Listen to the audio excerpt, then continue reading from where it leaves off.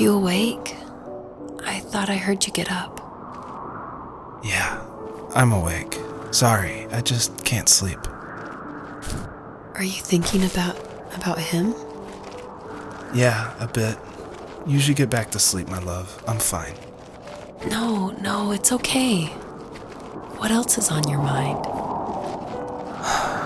I don't know, it seems weird, but I had one of the most vivid dreams of my life.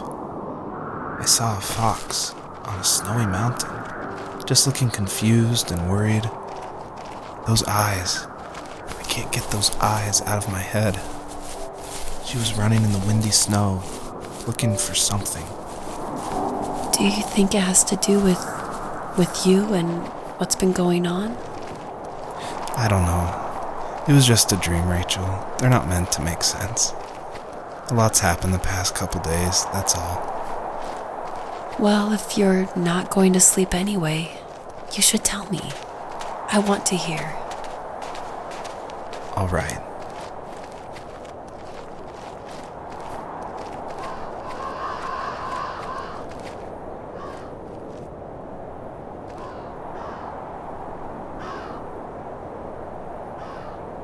So, not far from her home, she followed that path to something unexpected.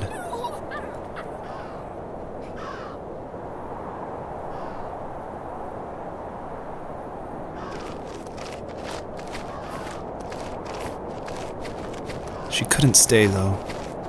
She had to find her other 2 children. So she took that path. She followed it towards something ancient. Something with answers.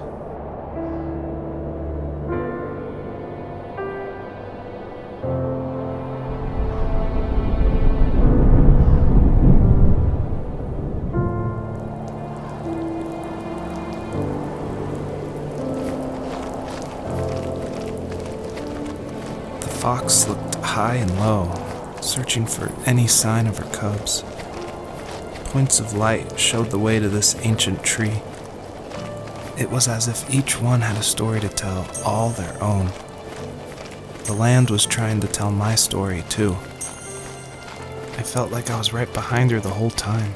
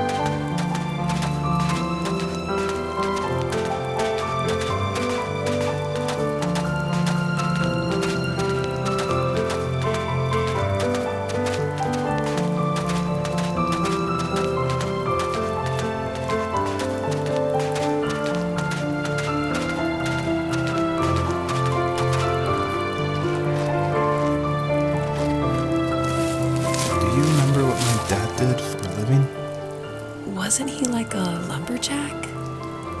That's one way of putting it. If wood was a canvas, then a carving knife was his paintbrush. Even after working a 50-hour week, even after his hands were more splinters than skin, he would bring home the nicest piece of Alaskan weeping cedar and make me toys. That wooden train was the first toy I can remember, and I loved it. I just knew from a young age I was going to be a lumberjack, like my father.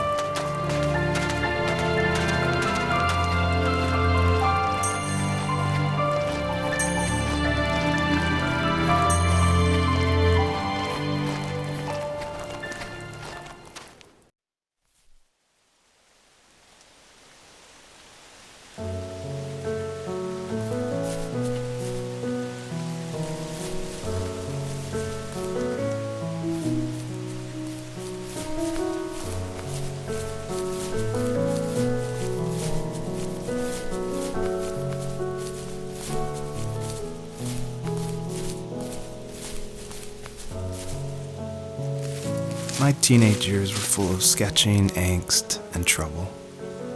I wasn't popular or unpopular. Maybe just forgettable. I guess that gave me a sense of freedom, so I hung out with crazy kids, doing crazy things, even though I mostly just watched the chaos ensue.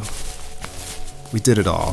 Put fireworks in mailboxes, hide roadkill in people's garages, break windows of the barber shop in Anchorage.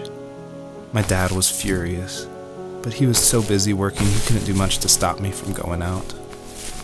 I think being an adult means there's no one to stop you making hard decisions. He had to make a living, and he couldn't be in two places at once. Yeah, I realize that now. But at the time, I was sure he was more interested in growing his business than what was going on with me.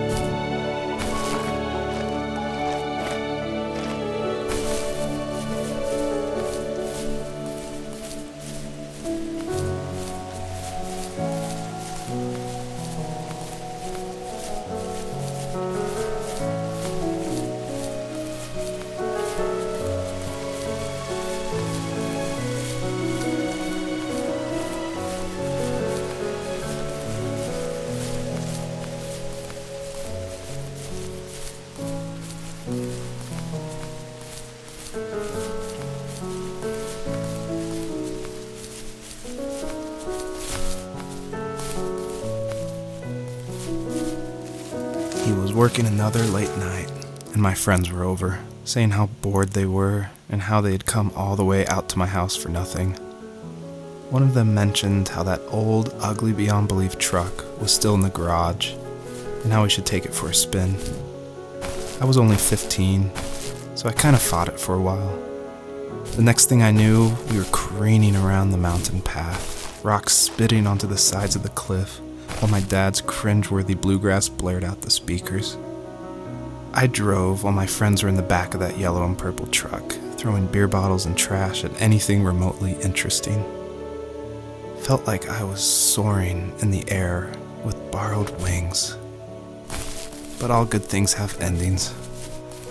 A cop outside of Eagle River pulled us over after he saw us in a bottle rocket into someone's yard.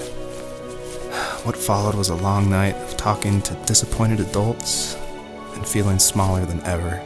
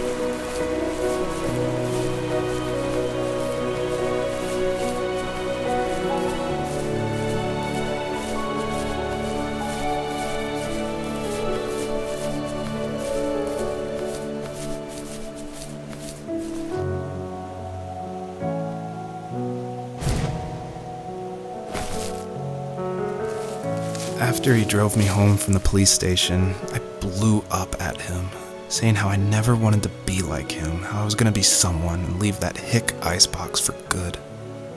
He just looked forward at the road with tired eyes. I took out that bluegrass tape from the cassette deck and chucked it out the window. In my sage teenage wisdom, I thought I proved the ultimate point. But my dad had a different idea. He slammed the brakes, slowly bowed his head while gripping the steering wheel, and finally looked at me. All he said, like it was a polite request, was, "Make this right." I sat there in silence, fuming, but I eventually got out and combed every square inch of the woods, muttering profanity after profanity. I found it 30 minutes later, near a small waterfall off the road. I went back to the truck, put the wet tape back in, and sure enough it worked. We didn't speak another word to each other the rest of the night. Wow, I knew you were a crazy teenager, but... It's hard to believe, isn't it? It surprises me too. It's like I didn't really know who that kid was back then. I bet my dad thought the same thing over and over. It's almost like he was saying, "Make this right," to himself, more than to me.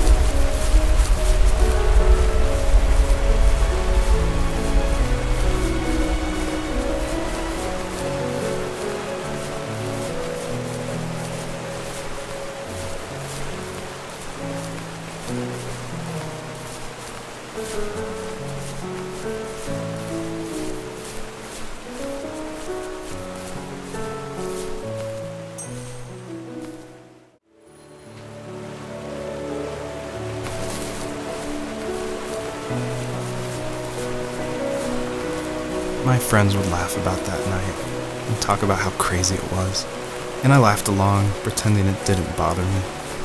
But it did. I imagined my friends growing old in the bush, unable to find that thrill in those godforsaken ice fields. It's like those mountains were a literal wall, keeping me from leaving, where all I would have to look forward to are lumber yards and evening beers. I had to climb over. That was my only goal for a long time.